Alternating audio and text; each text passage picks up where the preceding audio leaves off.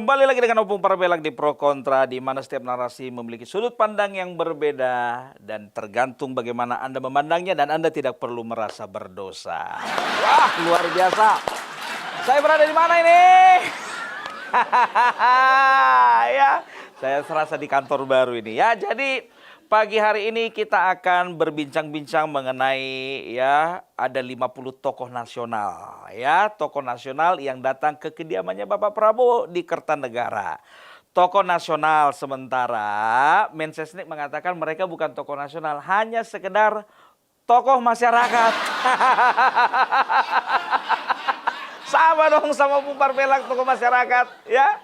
Jadi Opung Parabelak sebetulnya kemarin sudah melihat ada tayangan video nih, pada ngumpul semua nih ya.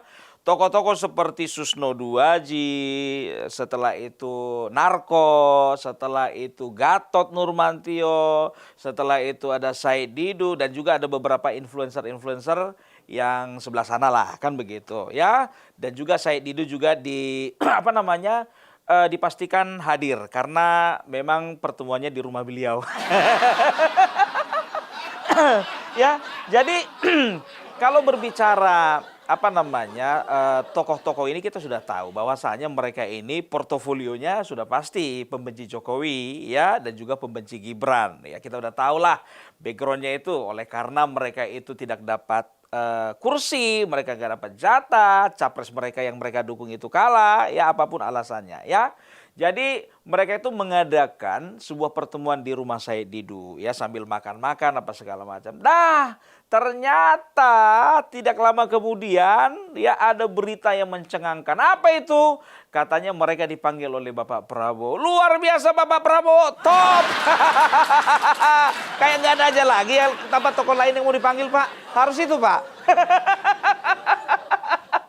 Ya, jadi mereka dipanggil ya, ada Siti Zuro, Gatot nggak ikut ya, Siti Zuro, Said Didu, Abraham Samad, Pak Susno Duaji. Pak Susno, kemarin Pak, maaf nih Pak, Opung Parabelak sendiri Pak sebetulnya masih berpikir bahwasanya Bapak itu ada di tengah-tengah. Nah sekarang Bapak sudah mempertegas ya Pak, Bapak ada di mana? Ya terima sendiri ya Pak, bagaimana respon Opung Parabelak nanti mengomentari Bapak ya. Ya, jadi ya mereka itu dipanggil ke kediaman Bapak Prabowo ya. Jadi ada pembahasan mengenai katanya kepolisian. Mungkin itu kaitannya dengan Susno Duaji ya. Ada pembahasannya tentang pemberantasan korupsi. Nah, itu kaitannya nanti dengan Abraham Samad ya. Terus ada membahas tentang pemilu. Nah, kaitannya itu dengan Siti Zuro ya. Nah, dengan Said Didu ya ada kaitannya mungkin dengan birokrasi atau apapun itu ceritanya ya.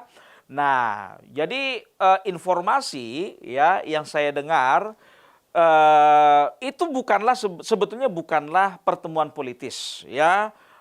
Apakah golongan ini menginginkan sebuah dukungan dari Bapak Prabowo? Saya rasa tidak. Karena apa? Karena di pertemuan tersebut ya juga hadir Menlu Bapak Sugiono dan juga ada Prasetyo Hadi ya, Mensesnek. Ya, dan juga ada di situ Menhan Bapak Syafri Samsudin. Jadi kalau saya katakan ini bukan pertemuan tertutup, ini pertemuan terbuka ya. Jadi berjalan dengan lancar, yang didiskusikan pun juga permasalahan ekonomi lah, bermasalahan kekayaan alam lah. Karena salah satu poinnya itu adalah bagaimana mengembalikan kedaulatan rakyat ya terhadap kekayaan alam. Nah, selesai acara, Said Didu kembali ke kelompoknya, ke gengnya.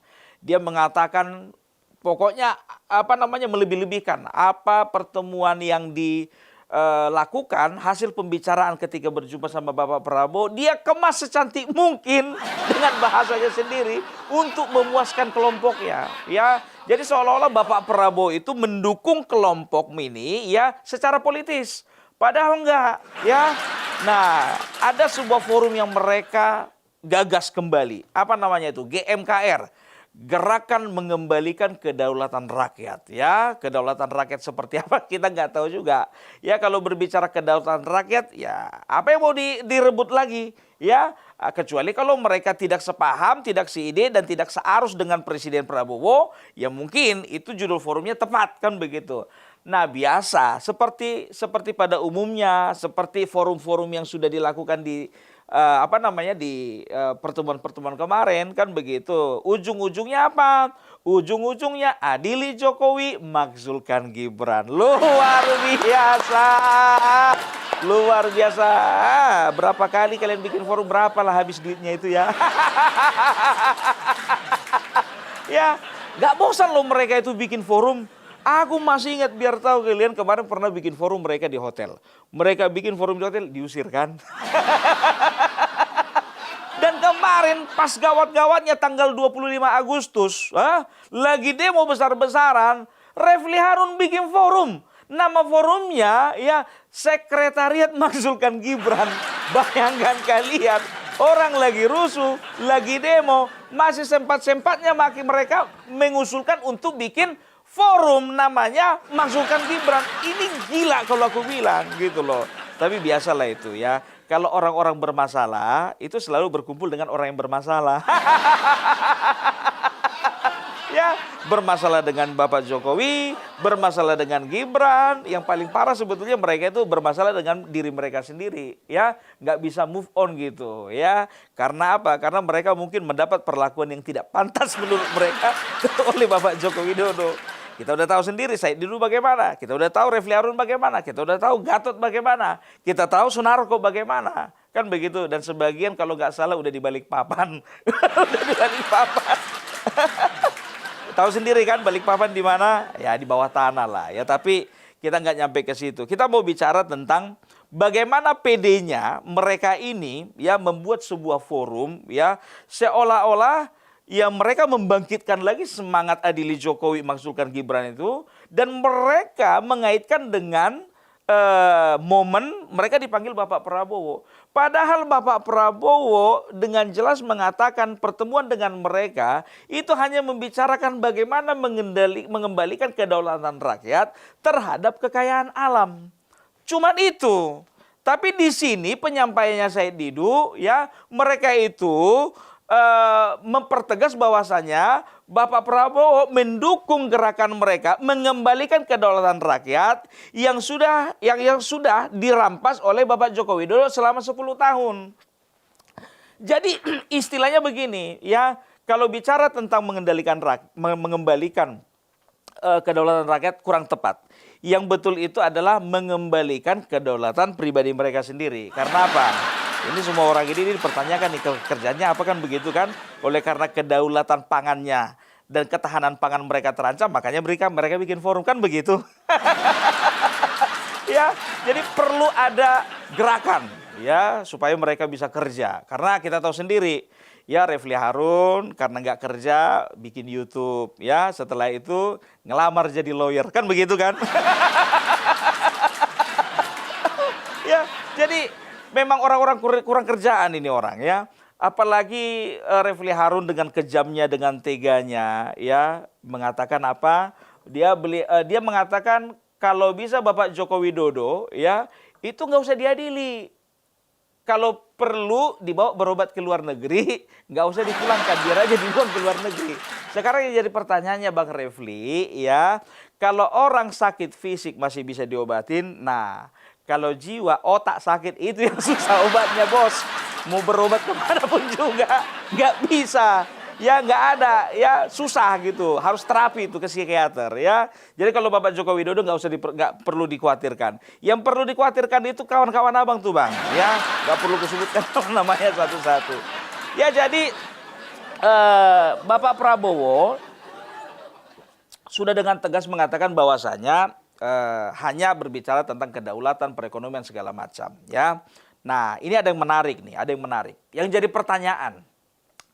jadi pertanyaan, kenapa Bapak Prabowo harus memanggil orang-orang model seperti itu? Apa nggak ada yang lebih berbobot yang bisa beliau undang ya? Kenapa harus kelompok-kelompok orang yang bisa dikatakan daya kritiknya memang cenderung destruktif ya? Kita udah tahu ya model-model mereka ini ya. Tapi mereka malah merasa bangga gitu loh. Mereka bangga diundang. Cerita itu di forumnya ya. Bapak Prabowo mengundang kita ya begini begitu. Padahal kalau menurut kacamata Opung Parbelak ya, mereka itu harusnya introspeksi diri. Kenapa? Ya karena ya kalau kupinjam kata-kata, ini adalah usaha pembungkaman terhadap mereka. Ini harus sadar. Mereka harus sadar sebetulnya. Karena apa? Bapak Prabowo itu tidak mau tidak mau pemerintahannya ini terganggu ke depannya. Karena apa? Beliau tahu isu ijazah ini, isu sampah ini sudah merusak konsentrasi daripada beliau. Beliau memang nggak pernah berstatement, beliau nggak pernah menyatakan secara eksplisit bagaimana permasalahan ijazah ini, tapi ini cukup mengganggu, sangat mengganggu, ya. Dan beliau udah tahu orang-orangnya siapa-siapa aja, kan begitu, ya. Akhirnya ya mungkin diputuskan untuk mengundang orang-orang tersebut, ya. Ya, dengan kata lain ya Bapak Prabowo ingin merangkul lah ya. Tapi sebetulnya bukan merangkul itu, nyekek. Bukan pundaknya dirangkul, lehernya dirangkul kalau menurutku. Karena apa? Kedepannya Said Didu nggak berani ngomong lagi. Kedepannya ya itu Siti Zuro nggak berani ngomong lagi. Susno Duaji nggak bakalan ngomong lagi, Abraham Samad juga nggak bakalan ngomong lagi, gitu loh. Karena apa? Ini pemerintahan perlu konsentrasi, pemerintahan perlu ketenangan, pemerintahan perlu berjalan dengan damai. Nggak mau ribut-ribut itu karena buang-buang energi, gitu loh. Tapi mereka dengan bangganya mengatakan bahwasanya ya Bapak Prabowo butuh pendapat kami, cerot, nggak ada itu. Model Bapak Prabowo butuh pandangan kalian, kayak nggak ada aja manusia yang lain yang lebih cerdas daripada kalian. Kan begitu, maaf, aku tidak mengatakan kalian itu bodoh. Enggak. Aku hanya mengatakan kalian itu tidak lebih cerdas daripada yang lain. Banyak hal yang bisa dilakukan Bapak Prabowo, ya kan? Untuk untuk memajukan bangsa ini. Cuman kan beliau kan nggak mau ya di jalannya itu beliau menemukan kerikil-kerikil tajam. Kalian itu kan kerikil-kerikil tajam. Kalian bukan batu besar, enggak. Kalian itu cuma kerikil tajam gitu loh. Yang bisa mengganggu ketika melakukan perjalanan, kan begitu. Kita udah tahu ya isu bangsa ini yang berkembang sekarang ya, ketahanan pangan lah, masalah pertumbuhan ekonomi lah, geopolitik lah, pertahanan keamanan lah. Setelah itu bagaimana tantangan ke depannya menghadapi kekuatan-kekuatan negara lain lah. Setelah itu menghadapi kemungkinan perang dunia ketiga. Banyak hal yang harus dilakukan oleh bangsa ini, dan Bapak Prabowo memastikan jangan sampai hal-hal kecil seperti ini mengganggu gitu loh. Ya, bukan batu besar yang menghalangi atau bukan batu besar yang membuat kita tergelincir. Seringkali justru kerikil-kerikil dan batu-batu kecil itu yang membuat kita tergelincir. Itu dia. Tapi mereka dengan PD-nya, ya Bapak Prabowo mendukung. Mereka kita katakan bahwasanya kita akan mengembalikan kedaulatan rakyat, kita akan rebut sendiri kedaulatan rakyat, dan Bapak Prabowo mengatakan saya akan berdiri di depan. Nah, beda bos. Makanya jangan terlalu sering kalian itu membodoh-bodohi orang gitu loh ya. Cobalah jujur apa yang disampaikan ya pertemuan di dalam pertemuan Bapak Prabowo itu, ya itu yang kalian bawa. Jangan kalian politisi, ujung-ujungnya Jokowi lagi, ya. Itu namanya nggak cerdas, ya. Kalian kan bisa sabar, tunggu. Makanya Bapak Prabowo sekarang kan, setelah ini kalau aku runtut, ya, kalau aku runut, mulai dari pertemuan mereka di rumah si Said Didu adalah pertemuan di Kertanegara, ya. Setelah itu Bapak Prabowo pidato di rapat koordinasi Rakornas pemerintah pusat dan juga pemerintah daerah. Di situ beliau mengatakan ya bahwasanya ya semua pemerintahan harus bersih, semua harus berjalan dengan baik. Beliau menerangkan strategi-strategi di dalam menjalankan pemerintahan, dan ya program-program beliau pun juga beliau sampaikan di sana. Hanya sedikit perbedaan dengan yang disampaikan pada saat pertemuan Bapak Prabowo dengan mereka ini gitu loh. Jadi ini sebetulnya nggak ada yang perlu dipikir secara politis, kan begitu. Jangan kalian tanya sama Bung Parwelak, Bung Parwelak siapa sih yang menginisiasi? Ya nggak tahu, kalian teleponlah Bapak Prabowo. Entah Bapak Prabowo yang menginisiasi atau salah satu menteri atau mereka yang minta-minta, kita nggak tahu, kan begitu. Tapi ingat ya, kalau secara politik mungkin ini bagi pendukung Bapak Joko Widodo ya, mungkin ada ya yang tanya-tanya, opung Parmelak, ini bahaya ini, mana tahu nanti Bapak Prabowo ini akan mengalihkan perhatiannya kepada mereka, kepada kelompok mereka. Nggak usah takut, karena apa? Sudah terbukti beberapa waktu yang lalu kan, Bapak Prabowo merangkul ya salah satu partai, tapi oleh karena partai tersebut memang tidak mau dirangkul atau mungkin gara-gara partai tersebut terlalu banyak tuntutan, akhirnya apa? Beliau lepas. Dan kita berpikir waktu itu ya beliau udah lebih sayang kepada yang sebelah sana daripada Bapak Joko Widodo. Beliau lebih sayang kepada yang merah sana daripada Bapak Joko Widodo. Kita berpikir bahwasanya Bapak Joko Widodo dan Bapak Prabowo sudah rusak hubungannya. Tidak sama sekali. Begitu juga dengan mereka-mereka ini. Tenang. Ya, Bapak Prabowo secara politik ya beliau itu adalah orang yang merasa bahwasanya persahabatan adalah nomor satu. Nggak akan pernah ya ada yang bisa menggantikan Bapak Joko Widodo di hatinya Bapak Prabowo. Bapak Joko Widodo mau dibanding-bandingkan sama Said Didu. Jauh bos, beda jauh.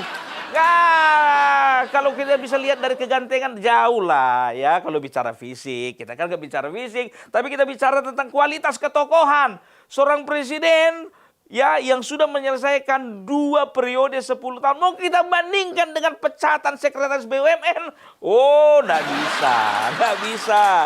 Mau kita bandingkan dengan Abraham Samad yang kemarin hanya memimpin KPK? Oh, nggak bisa ya.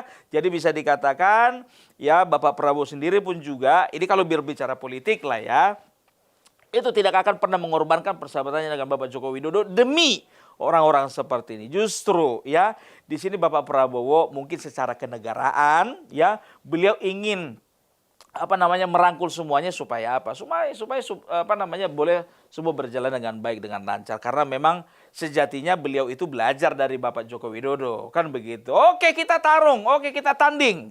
Ya, sekarang kalau setelah bertanding ada yang menang, ada yang kalah. Oke, yang menang merangkul yang kalah. Nah, itu yang dilakukan Bapak Prabowo Subianto terhadap semua kalangan. Ya, sah-sah saja. Ada yang menamakan dirinya tokoh nasional, ada yang menamakan dirinya tokoh oposisi, ada yang menamakan dirinya tokoh pergerakan, aktivis, pro, kontra segala macam. Ya, itu terserah. Kembali ke ke bagian atau fungsi ya dari kita masing-masing ya di dalam berbangsa dan bernegara ya. Jadi kalau saya katakan untuk saat ini untuk Said Didu, Gatot Nurmantio, hati-hati ya. Seperti begitu juga Pak Susno Duaji, begitu juga Siti Zuhro, kita lihat bahwasanya mereka ini track recordnya adalah pembenci Jokowi. Tapi ingat, sebenci-bencinya mereka dengan Bapak Joko Widodo ya, apapun usaha mereka untuk mendowngrade Bapak Joko Widodo, apapun usaha mereka untuk ya merusak ya reputasi Bapak Joko Widodo, tidak bisa. Karena apa? Ya, karena Bapak Joko Widodo itu terlalu kuat untuk diruntuhkan, beliau itu terlalu bersih untuk dikotori, beliau itu terlalu besar untuk dikecilkan. Itu dia ya. Jadi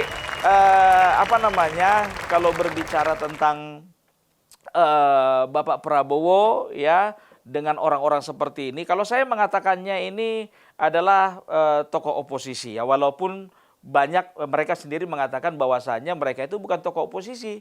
Mereka mengklarifikasi dan mereka mengkonfirmasi, kami ini bukan tokoh oposisi. Apapun ceritanya kalian itu tetap tokoh oposisi. Karena apa? Ya, selama kalian itu tidak mau menerima Gibran sebagai wakil presiden, berarti kalian tetap oposisi. Apakah ada ya sebuah bangsa diterima hanya presidennya saja, wakil presidennya tidak? Nggak bisa. Ya apapun ceritanya nggak ada rumusnya. Tapi inilah nafsu mereka selalu ya untuk memaksulkan Gibran. Kan begitu. Nah ini berbicara tentang dari sudut pandang Bapak Prabowo. Bagaimana Bapak Prabowo menyikapi kedatangan mereka. Terserah entah Bapak Prabowo yang ngundang, entah ini diinisiasi oleh satu menteri atau mereka yang minta, terserah. Nah sekarang kalau kita kaitkan dengan permasalahan yang dihadapi oleh ya Roy Suryo dan teman-temannya, ya kita agak bergeser sedikit ya. Ini bisa saja sebuah aksi atau sebuah sebuah tindakan ya untuk memindahkan tongkat estafet itu kepada Said Didu dan teman-temannya. Karena apa? Ya, karena kita tahu sendiri ya, Roy Suryo, Tifa, Rismon dan teman-temannya itu udah nggak panjang lagi umurnya. Udah nggak panjang lagi. Opung Parmelak, apa nggak panjang umurnya? P21 tiba-tiba P19. Kalau bicara itu, I'm sorry to say, ya ini cuma masalah waktu, bos. Cuman masalah waktu. P21 tiba-tiba jadi P19 kan tinggal melengkapi aja.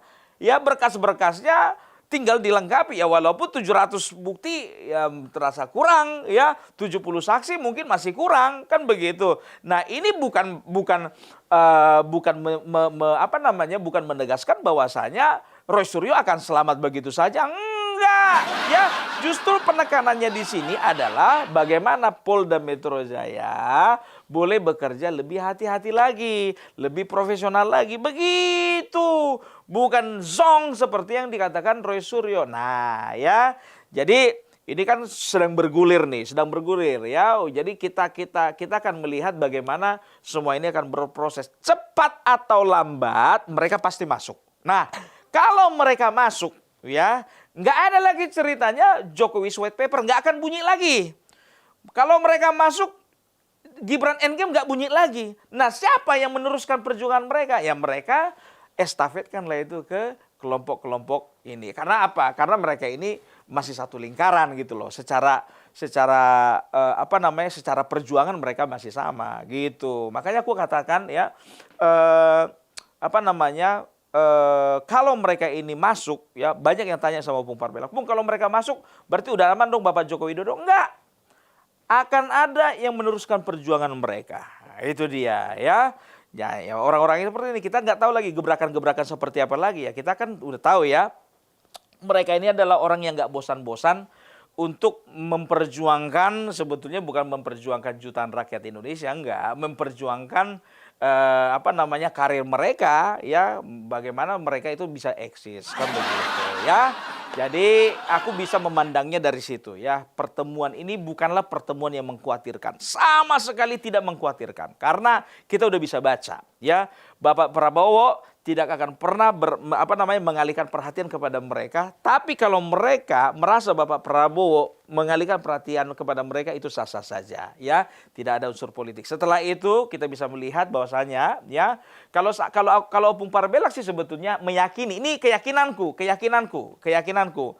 ya, ini keyakinanku ya. Tokoh-tokoh ini minta untuk bertemu dengan Bapak Prabowo ya, minta pasti ya. Terserahlah, mungkin lewat salah satu menteri atau dua orang menteri ya, difasilitasi, akhirnya mereka bisa ketemu. Kalau dari Bapak Prabowo sendiri sih, inisiatif dari Bapak Prabowo saya rasa nggak sah. Kalau Opung Parmelak kayaknya kurang percaya gitu ya. Nah, karena apa? Karena mereka bisa melihat ya, ini kalau tidak tidak diteruskan ya perjuangan daripada Roy Suryo dan teman-temannya, udah kita berhenti sampai di sini aja gitu loh. Dan mereka nggak akan dapat apa-apa. Dan mereka ingat tujuannya ya, mereka bikin aksi-aksi seperti ini, forum seperti ini, mereka nggak mau kehilangan panggung. Karena apa? Satu hari aja mereka nganggur, mereka akan kehilangan panggung. Lihatlah ya, itu makanya Anies Baswedan kan ngisi seminar di mana-mana kan. Ngisi seminar kemana-mana, karena apa? Dia nggak mau kehilangan panggung. Itu dia, tapi sekarang udah lumayan lah. Dia sudah punya partai politik yang baru ya, sebagai wadah dia yang baru ya. Jadi kita kembali lagi, kalau bicara tentang keutuhan dari situasi ini, tidak ada yang perlu dikhawatirkan, karena sejatinya Bapak Prabowo hanya satu yang diinginkan, merangkul semuanya.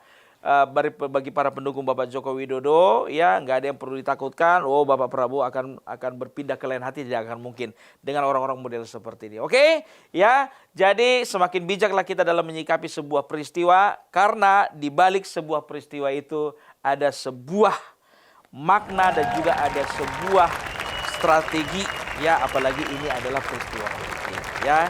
Bagaimana kita menyikapinya, sikapilah dengan bijak. Itu dulu dari Opung Parmelak. Sampai ketemu lagi di Pro Kontra selanjutnya. Bye-bye.